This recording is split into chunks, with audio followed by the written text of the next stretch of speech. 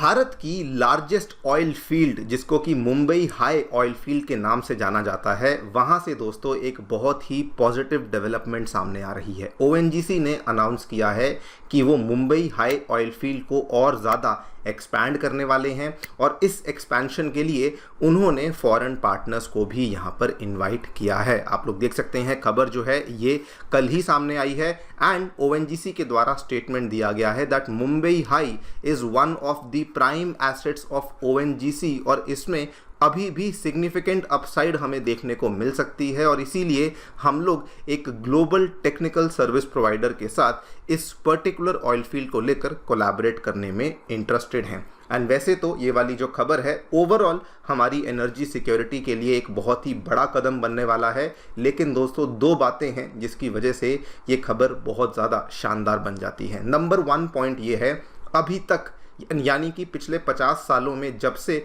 Mumbai high oil field operational हुई है तब से लेकर अभी तक इस ऑयल फील्ड के द्वारा भारत को 527 मिलियन बैरल ऑफ ऑयल का प्रोडक्शन करके दिया गया है। लेकिन दोस्तों कहा जा रहा है कि अभी भी इसमें इतनी ज़्यादा ऑयल पोटेंशियल रिमेनिंग है कि अभी भी आप इसमें से कम 610 मिलियन बैरल का जो ऑयल है उसको यहाँ से एक्सट्रैक्ट कर सकते हैं। नंबर 2, ये वाला जो यहाँ पे कदम लिया गया है फॉरेन प्लेयर को इनवाइट करने का, ये भी एक बहुत ही बढ़िया स्ट्रेटेजिक मूव है बिकॉज इसके पहले कई बार इस चीज़ को प्लान किया गया था कि ओएनजीसी जो है वो इस मुंबई हाई ऑयल फील्ड में से अपना जो स्टेक है उसको डाइल्यूट कर ले और किसी फॉरेन प्लेयर को सौंप दिया जाए। लेकिन अभी क्या हुआ है कि वो सारी डिस्कशंस को कैंसिल किया गया है।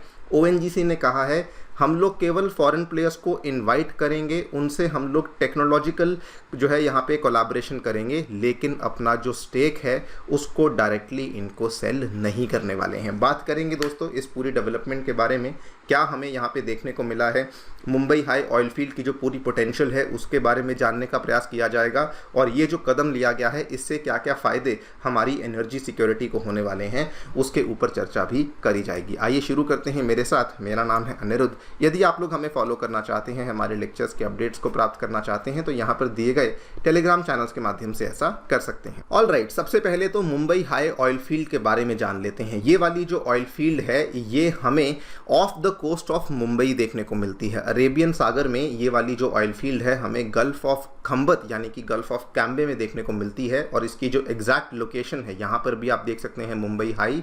ये बेसिकली जो आपका कोस्ट है वहाँ से 176 किलोमीटर की दूरी पे देखने को मिलती है और वहाँ पर 75 मीटर की गहराई में जाकर के हमारे द्वारा वहाँ से ऑयल को निकाला जाता है। ना ये वाली जो ऑयल फील्ड है बहुत ही विशेष और बहुत ही खास बन जाती है primarily because of 2-3 reasons. Number 1, ये इंडिया की लार्जेस्ट ऑयल फील्ड मानी जाती है। नंबर 2, इंडिया की जो टोटल ऑयल रिक्वायरमेंट है, एक समय ऐसा था जब केवल मुंबई हाई ऑयल फील्ड के द्वारा 14% of India total oil requirement को पूरा किया जाता था और इवन डोमेस्टिक प्रोडक्शन के केस में 38% के आसपास जो टोटल डोमेस्टिक प्रोडक्शन है उसका कंट्रीब्यूशन केवल इसी मुंबई हाई ऑयल फील्ड के द्वारा किया जाता था। इसके कुछ पुराने आंकड़े हैं, इसको अगर आप चाहते हैं तो यहाँ पर देख भी सकते हैं। एक और कारण जिसकी वजह से ये ऑयल फील्ड बहुत ही खास बन जाती है, यहाँ से निकलने वाला जो क्रूड ऑयल है उसकी क्वालिटी बहुत ही शानदार है। क्रूड ऑयल की क्वालिटी तब शानदार बनती है अगर उसमें जो पैराफिन का कंटेंट है ये ज़्यादा हो। पैराफिन कंटेंट यदि ज़्यादा होता है तो उस केस में जब आप उस ऑयल को जलाते हैं, मतलब कि जब उस ऑयल की बर्निंग होती है तो पहली बात तो जो धुआं है, जो फ्यूम्स हैं वो कम आते हैं और दूसरी बात पैराफिन ज़्यादा अगर होता है तो वैसे क्रूड ऑयल की जो एप्लीकेशंस हैं वो बहुत ज़्यादा बढ़ जाती हैं और मुंबई हाई से मिलने वाला जो क्रूड ऑयल है उसमें आपको 60% का पैराफिन कंटेंट देखने को मिलता है। वहीं पे अरेबियन जो क्रूड ऑयल होता है जो कि हम लोग गल्फ के खाड़ी के देशों से लेते हैं वहाँ पर दोस्तों केवल 25% पैराफिन कंटेंट ही हमें देखने को मिलता है।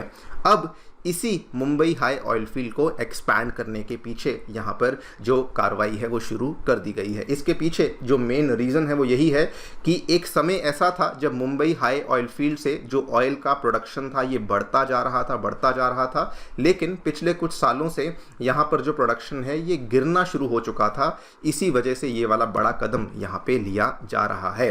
यहाँ पर आप देख सकते हैं जो स्टेटमेंट दिया गया है, इन्होंने कहा है कि ऑयल फील्ड वैसे तो 50 साल पुरानी है, लेकिन आज की डेट में ये अपनी मैच्योर स्टेज ऑफ प्रोडक्शन में आ चुकी है। इसीलिए we want to appoint a technical service provider, जो कि मोस्टली एक इंटरनेशनल टेक्निकल सर्विस प्रोवाइडर होने वाला है, जिसके चलते ऑयल एंड गैस की प्रोडक्शन को एनहांस किया जा सकता है from the Mumbai high oil field. और इसमें भी इन्होंने कुछ शर्तें यहाँ पे बताई हैं कि जो भी प्लेयर जिसको हम लोग यहाँ पे चुनेंगे वो कम से कम ऐसा प्लेयर होना चाहिए जिसका जो सालाना रेवेन्यू है वो मिनिमम $75 बिलियन का होना चाहिए। दूसरी बात, सर्विस प्रोवाइडर जो है उसको 10 साल तक का यहाँ पर पीरियड दिया जाएगा पहले, और उसके बाद उसको हो सकता है एक्सटेंशन 5 साल तक की भी दी जा सकती है।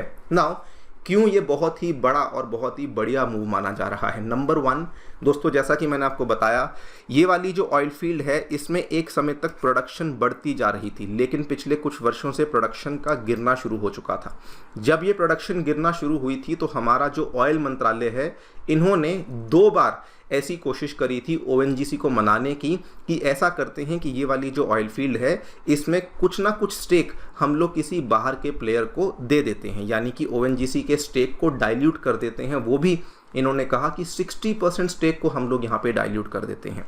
लेकिन ये वाला जो प्लान था, इसको ओएनजीसी की तरफ से बहुत ज़्यादा रेजिस्टेंस मिला। उन्होंने कहा जब सारी एक्सप्लोरेशन हमने करी है, सारा का सारा तेल हम यहाँ से निकाल चुके हैं और हम निकालना जानते भी हैं, तो हम लोग यहाँ पर डेफिनेटली किसी भी फॉरेन प्लेयर को तो अपना स्टेक डाइल्यूट करने नहीं देंगे। तो हम लोग फॉरेन प्लेयर्स को इन्वाइट कर लेते हैं, उनकी टेक्नोलॉजी के माध्यम से तेल को निकालना शुरू कर देते हैं, लेकिन हम लोग यहाँ पे स्टेक को डाइल्यूट नहीं करेंगे। तो ये एक बहुत ही शानदार बात है। नंबर 2, ये हमारी एनर्जी सिक्योरिटी के लिए बहुत ही शानदार बात है, बिकॉज दोस्तों जितना तेल अभी तक इस मुंबई हाई ऑयल फील्ड के द्वारा अपने पूरे 50 साल में नहीं बनाया गया है, उससे भी ज़्यादा तेल का पोटेंशियल अभी भी हमें देखने को मिलता है।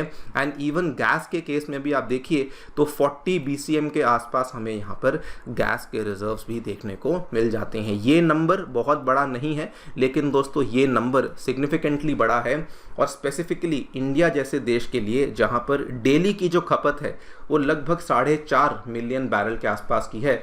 तो ये नंबर अगर हम लोग यहाँ पर प्रोड्यूस करते हैं तो सबसे पहले तो हमारी डिपेंडेंस दूसरे देशों पर कम होगी, सऊदी अरेबिया, रशिया, इन देशों पर कम होगी।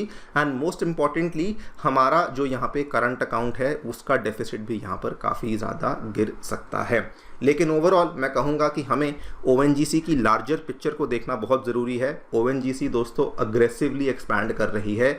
इसी साल हमने देखा है कि महानदी बेसिन ब्लॉक में ओएनजीसी के द्वारा 2 बड़ी गैस डिस्कवरीज को किया गया। इसी साल हमने देखा कि ओएनजीसी के द्वारा बिहार में जाकर के गंगा नदी में भी अब ऑयल ड्रिलिंग के लिए जो वेल्स हैं उसको खोदना शुरू कर दिया गया है।